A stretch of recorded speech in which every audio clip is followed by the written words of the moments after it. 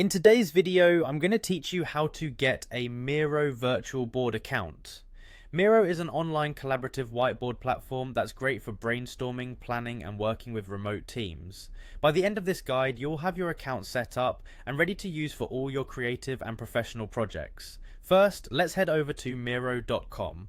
Open up your web browser and type in the URL Miro.com. Once you hit enter, you'll be directed to their homepage. Now take a look around the site. You'll see plenty of information about what Miro can do, but what we're interested in is the sign up option. Right at the top right corner, you'll notice a button that says sign up free. Go ahead and click on that. Next, you'll be prompted to enter your work email address. It's important to use an email you have access to, as you'll need to verify it soon. Enter your email address in the field provided. Once you've done that, press the button that says continue with email. This will start your journey towards creating a Miro account.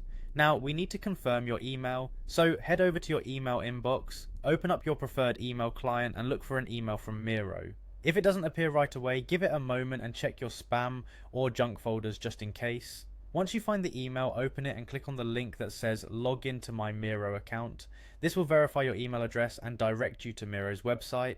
After logging in, you're going to see an option to create a new team. Go ahead and click on that. Here you'll be asked to name your team. You can choose any name you like. It could be your actual work team's name or just a placeholder name to get started. Following that, Miro wants to know a bit more about what kind of work you do.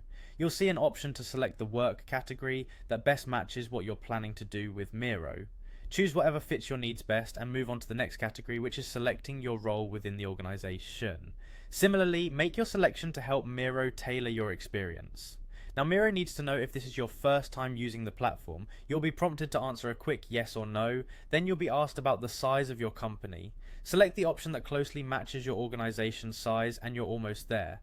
Finally, you have the option to add teammates. You can either copy the link to your board and share it with them, or directly enter their emails to invite them. If you prefer, you can choose to skip this step for now.